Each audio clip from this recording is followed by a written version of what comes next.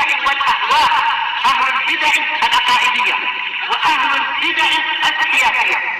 نقول بيننا وبينكم السلف، بيننا وبينكم الكتب، كان فيقول البدع بيننا وبينكم. Bismillahirrahmanirrahim. Qala al-Imam an-Nawawi rahimahullahu taala di dalam kitab Riyadhus Shalihin, al-hadits tsani wa sab'un ba'da samani mi'ah. Ar-rabi' wa sab'un ba'da samani mi'ah 874. Wa Nabi Sa'idin al-Khudri radhiyallahu anhu qala sami'tu Rasulullah sallallahu alaihi wasallam yaqul, saya mendengar Rasulullah sallallahu alaihi wasallam bersabda, khairul majalisi awsa'uha, majelis yang terbaik adalah yang paling lapang. Rawahu Abu Dawud bi isnadin sahih ala syartil Bukhari. Kata Imam An-Nawawi, ini diriwayatkan oleh Abu Dawud dengan sanad yang sahih berdasarkan syarat Imam Bukhari. Syarat Imam Bukhari itu rawi-rawinya memang seperti yang dipilih oleh Imam Bukhari, dan rawi yang ini memang mendengar dari gurunya walaupun hanya satu kali. Itu syarat Imam Bukhari. Atau kalaupun yaitu minimalnya satu kali dia mendengar dari gurunya. Bukan sekedar imkaniyati al-luqi, bukan sekedar mungkin untuk jumpa. Kalau mungkin untuk jumpa dan orangnya bukan mudallis, ini syarat Imam Muslim. Disebutkan dalam catatan kaki oleh Syekhuna Abu Amr hafizahullah, kesimpulan hadisnya adalah hasan li ghairi. Salam marhaban. Silakan silakan. Insyaallah jumpa lagi. Iya, hati-hati di jalan. Mudah-mudahan hari ini tak hujan. Doakan. Jalan kami semangat ya di jalan. Di urusan kami bicara itu nanti berapa perlu kita nanti misalnya perlu itu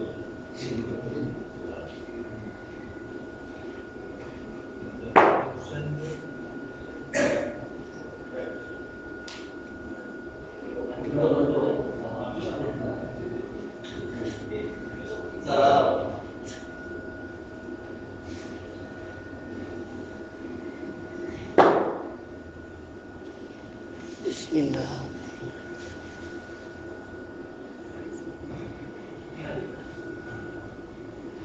Baik. Syekhuna Abu Amr menyebutkan kesimpulan hadisnya yaitu tidak sampai sahih. Bahkan ini adalah hasan li ghairi. Hadis ini dimasukkan oleh Al-Imam Al-Wadi'i rahimahullah dalam hadis mu'allaq, hadis-hadis yang berpenyakit. Kenapa? Karena di dalam sanadnya ada Abdurrahman bin Abi Amrah Al-Ansari. Itu ada dua orang. Yang pertama rijalul jamaah, yaitu rawi kutubus sittah, tokoh di dalam kutubus sittah. Sementara yang kedua itu disebutkan oleh Al-Hafidz sebagai tamyiz. Ini ma'ruf di dalam Tahdhibut Tahdhib, untuk memisahkan orangnya, nama-namanya sama tetapi ternyata ini yang ini fulan, yang ini lain. Adapun yang dalam tamyiz yaitu rawi yang kedua ini adalah Ibnu Akhi Abdurrahman bin Abi Amrah. Baik. Kesimpulannya adalah bahwasanya ada kekeliruan dari Imam Nawawi untuk menyatakan bahwasanya ini rawinya adalah rawi sahih, padahal yang betul ini orang yang lain. Kemudian kata beliau, hadis ini lemah karena si Abdurrahman bin Abi Amrah, dia tidak disikohkan oleh ahli jarh wa ta'dil yang terpandang. Bahkan Al-Hafidz mengatakan, saya tidak memiliki persangkaan dia mendengar dari Abu Sa'id. Makanya justru dikhawatirkan bukan sekedar majhul, tapi juga dia ini sanadnya putus, dikhawatirkan demikian. Semula Al-Imam Al-Wadi'i memasukkannya dalam Shahihul Musnad. Kemudian Imam Wadi'i mengatakan saya keliru dan yang betul adalah begini-begini, kata beliau setelah diingatkan oleh sebagian ikhwah. Beliau menerima nasihat dari muridnya, nasihat dengan hujah yang jelas. Adapun Al-Imam Al-Albani rahimahullah, beliau mensahihkan itu dalam Sahih Abi Dawud dan juga dalam silsilah. Akan tetapi ada penguat datang dari hadis Anas bin Malik diriwayatkan oleh Al-Bazzar juga Al-Hakim. Di dalam sanadnya ada Mus'ab bin Sabit, orangnya lemah, dan kesimpulannya hadis ini menjadi hasan li ghairi. Maka boleh untuk menjadi hujjah. Cuma sekarang apa faedah yang diambil dari hadis ini? Khairul majalis awsa'uha, sebaik-baik majelis adalah majelis yang lapang. Telah dijelaskan oleh Al-Imam Ibnu Rajab Al-Hambali rahimahullahu ta'ala di dalam Fathul Bari beliau, yaitu kita dianjurkan untuk tidak mempersempit orang-orang yang sudah duduk di situ. Jadi kalau kita lihat memang ada celah tapi terlalu sempit, layak hanya untuk anak kecil, sementara misalkan badan kita besar, maka jangan kita membuat mereka menjadi tersempitkan tatkala kita duduk di situ. Kata beliau, kata Imam Ibnu Rajab, secara maknanya adalah kalau memang dilihat ada celah yang cukup, dia duduk di situ mengisi kekosongan dan itu melaksanakan sunnah. Tapi kalau sepertinya celahnya terlalu sempit dan akan menyusahkan teman yang duduk di situ misalkan, karena masing-masing yang duduk mungkin membawa buku, membawa pen, atau mungkin membawa meja untuk menulis dan sebagainya. Kalau kita tambah dengan meja kita, mungkin jadi semakin kesulitan orang-orang. Maka disunahkan untuk jangan mempersempit mereka, tapi kita duduk di tempat yang kita dapatkan di belakang. Itu menjadi khairul majalis, majelis yang terbaik tanpa mengganggu orang lain. Demikian pula inti dari yang disebutkan oleh Al-Allamah Al-Fuyumi rahimahullahu ta'ala tatkala mensyarah Kitabul Mashabih Sunnah, beliau menyebutkan intinya adalah memperhatikan apakah kalau saya masuk di situ orang-orang akan tersempitkan dan terganggu ataukah tidak. Mungkin mereka tidak akan mengatakan kamu mengganggu saya, mereka malu hati kalau harus nanti disangka ini kedekut, ini pelit, tidak mau berlapang-lapang. Tapi mestinya kita yang memperhatikan. Memang berlapang-lapang itu baik dalam artian kita beri kelapangan untuk orang yang baru datang selama memungkinkan. Kalau tidak memungkinkan maka tidak perlu memaksakan diri memberikan kelapangan. Demikian pula yang datang, jangan memaksakan diri dan memaksakan kehendak untuk menyempitkan orang lain dan kita memaksa duduk di depan kalau memang akan menyebutkan gangguan bagi orang lain. Dan telah disebutkan oleh Al-Fuyumi rahimahullahu ta'ala, dan ini juga disepakati oleh Al-Munawi, bahwasanya ini keadaan berlainan dengan orangnya. Mungkin kalau dari sisi orangnya badannya besar atau sedang atau kecil. Demikian pula berlainan dengan masanya. Mungkin kalau masa sejuk orang suka kalau makin banyak orang datang biar cuaca satu ruangan itu saling memanaskan sehingga tidak kedinginan. Tapi kalau di musim panas tentunya orang akan kepayahan kalau tahu-tahu ada orang yang mendesak, padahal sudahlah cuaca ini panas, tempatnya juga agak kurang luas, tahu-tahu ada orang datang lagi. Apalagi barangkali dia datang dari luar berpeluh-peluh, ini akan semakin mengganggu. Jadi ini kembali kepada keadaan. Lihat keadaan. Kalau tidak mengganggu, tidak mengapa. Kalau dikhawatirkan mengganggu dan sebagainya, maka jangan kita maju ke depan. Sebaiknya kita berhenti di tempat di mana kita mendapatkan kelapangan di situ untuk orang yang baru datang ini. Baik. Maka inti dari pembahasan adab di dalam hadis yang ke-874 ini adalah memperhatikan perasaan saudara-saudara yang lain. Memang agama tidak dibangun di atas perasaan, tetapi maksudnya adalah untuk menilai halal haram memang bukan dilihat dari perasaan, tetapi jangan sampai kita menyakiti orang lain. Jangan sampai kita sebenarnya orang lain itu terganggu tapi mereka malu hati untuk berbicara. Kemudian kita memaksakan kehendak kita dan seterusnya. Maka kita perhatikan syuur mereka, apakah mereka akan terganggu ataukah tidak. Karena walaupun agama tidak dibangun di atas perasaan, tetapi kalau sampai menimbulkan gangguan pada orang lain, maka hukumnya Hukum syar'i telah menyatakan la darara wa la dirar, tidak boleh mengganggu diri sendiri dan tidak boleh juga mengganggu orang lain, tidak boleh menyakiti dan merugikan diri sendiri, tidak pula boleh menyakiti atau mengganggu orang lain. Jadi ada hukum syar'i di sini. Adapun kalau tanpa dalil apapun, sekedar halal haram dilihat dari perasaan, ini memang tidak boleh. Perasaan bukan dalil. Tapi kembalinya kita lihat apakah orangnya sebenarnya tersakiti tetapi malu hati untuk bicara ataukah tidak demikian. Ini kembali kepada adab, jangan sampai mengganggu orang lain. Walaupun anak kecil. Kenapa? Walaupun anak kecil. Suruh tinggal. Kalau masalah majelis, ya yang kembali ke umum dalil, yaitu yang datang pertama dia lebih berhak. Adapun kalau masalah soft, betul-betul di belakang imam, memang Nabi SAW menyatakan liyalini minkum ulul akhlami wan nuha. Hendaknya yang di belakang saya dari kalian, dari para jamaah adalah orang yang ulul ahlam, orang yang akalnya kuat. Ada yang mengatakan ulul ahlam yaitu memiliki akal yang kuat. Ada yang mengatakan yang sudah balik, sudah mengalami hulum. Wan nuha yang memiliki akal yang dewasa.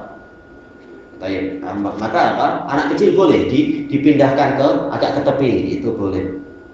Tapi kalau dia sudah di tepi tapi soft pertama, apakah kemudian dia tetap wajib di belakang? Nah, ini para ulama berselisih pendapat. Yang dirajihkan oleh Imam Ibnu Utsaimin adalah yaitu walaupun dia anak kecil tapi memang kenyataannya dia lebih dulu tiba. Yang penting bukan di belakang imam. Dia sudah tiba di soft pertama, dia berhak untuk mendapatkan itu karena dia yang lebih awal datang sesuai dengan hadisnya. Hadis yang memberikan hak siapa yang lebih dulu. Man sabaqa ilal makan bahwa ahqu, barang siapa lebih awal tiba di tempat itu dia lebih berhak. Terutama kalau sudah sempat duduk di situ. Adapun yang ini yang majelis, memang apa? Orang sedang duduk-duduk. Yang berikutnya kita bahas sekarang tidak.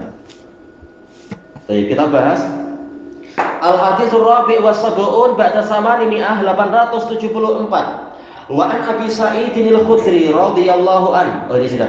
Al-Haditsul Khamis wa Sab'un ba'da samani mi'ah 875. Wa an Abi Hurairah radhiyallahu anhu qala qala Rasulullah sallallahu alaihi wasallam. Rasulullah sallallahu alaihi wasallam bersabda, man jalasa fi majlis, barang siapa duduk di suatu majlis, wa kasura fihi laghatuh, dan banyak di majelis itu laghat. Laghat adalah suara yang bising-bising dan sebagainya, itu laghat. Suara yang meninggi itu dikatakan laghat. Yang lain mengatakan laghat itu suara yang ghairu mundhabita, yaitu tidak teratur, masing-masing bicara, masing-masing bersuara sesukanya, laghat. Faqala qabla an yaquma min majlisihi dzalik. Kemudian dia mengucapkan sebelum dia bangkit dari majelisnya itu, subhanakallahumma wa bihamdik, maha suci engkau ya Allah, dan dengan memujimu, asyhadu alla ilaha illa ant, saya bersaksi bahwasanya tiada sesembahan yang benar kecuali engkau, wa astaghfiruk, dan saya memohon, tak ada wawunya, astaghfiruk, saya memohon pengampunan kepadamu, wa atubu ilaik, dan saya bertaubat kepadamu. Tidaklah dia mengucapkan yang seperti itu tadi illa, ini seperti ada yang terhapus ya, harusnya ada memang ada nafi, barang siapa duduk di sini yang begini-begini, kemudian tidaklah dia mengucapkan sebelum bangkit dari majelisnya itu mengucapkan demikian illa ghufira lahu ma kana fi majlisihi dzalik, kecuali telah diampuni untuknya atau pasti akan diampuni untuknya kesalahan ataupun dosa yang ada di majelisnya itu. Baik. Sebagaimana ma'ruf, para ulama menamakan ini sebagai kafaratul majlis, penghapus kesalahan di dalam majelis itu. Baik. Sebagaimana di dalam hadis Aisyah radhiyallahu anha. Cuma yang ini yang tadi hadis Abi Hurairah, dan yang berikutnya adalah hadis Abi Barzah. Dalam hadis Aisyah, dan hadisnya ada dalam Sahihul Musnad, Rasulullah mengatakan kalau itu berupa dosa maka dihapus. Kalau ternyata berupa kebaikan maka kafaratul majlis ini sebagai tabi'ah, sebagai pencetak, yaitu tidak akan hilang sampai hari kiamat. Zikirnya ini tadi sebagai catatan kebaikan untuk dia. Ini dosa kecil. Jelas zahirnya ini adalah mungkin dosa besar, mungkin dosa kecil. Kenapa? Karena ada lafadznya wa atubu ilaika, dan sudah tobat di situ. Tentunya dengan apa? Ya memenuhi syarat tobat, ya bukan hanya cakap aja. Allahul musta'an. Memang syarat tobat wajib dipenuhi. Tapi ini minimal dosa kecil yang terhapus. Rawahu Tirmidzi wa qala haditsun hasanun sahih. Kata Syekhuna Abu Amr, ini sahih li ghairi. Ma'ruf, hadis kafaratul majlis itu diperselisihkan, terutama karena Imam Bukhari memang menyebutkan penyakitnya mendalam. Jarang yang mampu melihat penyakit itu, bahkan Imam Muslim sendiri tidak melihat penyakitnya. Kemudian diingatkan oleh Imam Bukhari penyakitnya begini. Hanya saja kesimpulan akhirnya dilihat dari berbagai sanad dan jalurnya, kesimpulannya adalah sahih li ghairi. Makanya ada dalam Sahihul Musnad punya Imam Al-Wadi'i rahimahullah, tapi dari hadis Aisyah kesimpulannya. Ini pembahasannya panjang di catatan kaki, berbagai riwayat dan kalam. Intinya adalah bahwasanya hadis ini zikir kafaratul majlis ini disunahkan tatkala kita mengakhiri majlis itu. Sama saja apakah dia memang majelis ilmu atau majelis yang lain-lain, disunahkan membaca ini untuk menghapus kesalahan-kesalahan yang ada. Demikian pula ini disunahkan dibaca tatkala kita selesai sholat, sebagaimana dalam hadis Aisyah. Aisyah mengatakan, wahai Rasulullah, saya melihat Anda setiap kali selesai sholat Anda mengucapkan ini. Maka Rasulullah menyebutkan itu, bahwasanya ini memang termasuk zikir selesai sholat.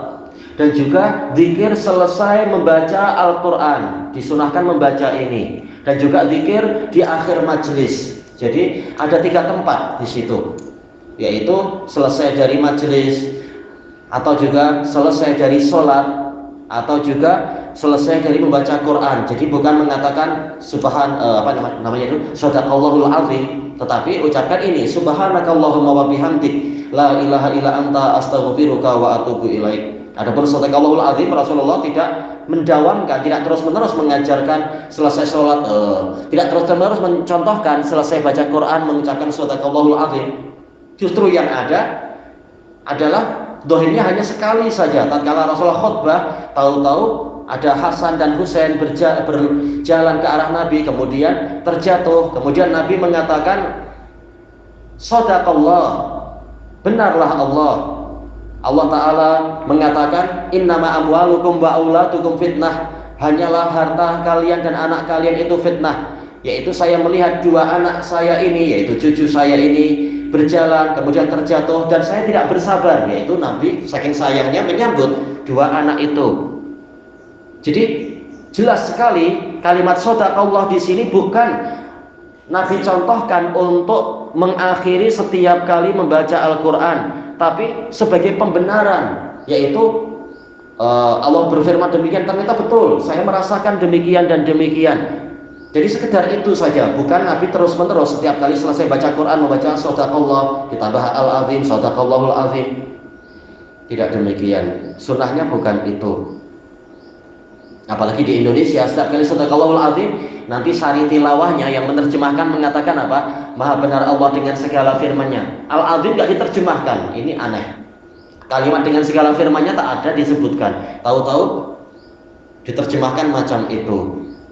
Ini kerancuan-kerancuan mereka. Baik. Yang betul, kalaupun ingin menerjemahkan, terjemahkan yang betul. Maha benar Allah yang maha agung. Kemudian maksudnya maha benar yang mana? Dengan segala firman-Nya dan semacam itu. Kalimat al-azim tak pernah diterjemahkan. Ini aneh. Dan memang Nabi tidak mengajarkan seperti itu untuk setiap kali baca Quran kemudian baca itu. Yang betul baca kafaratul majlis ini. Itulah yang betul. Baik. Intinya hadis ini menyebutkan tentang salah satu dari adab di dalam majlis. Jangan hanya pergi selesai, tapi berzikir.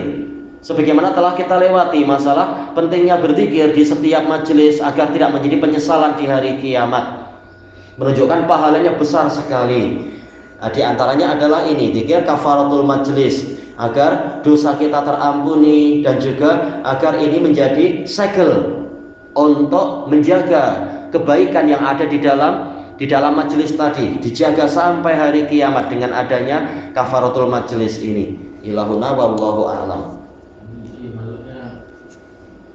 Guru dan murid yang sering baca. Semua masing-masing baca.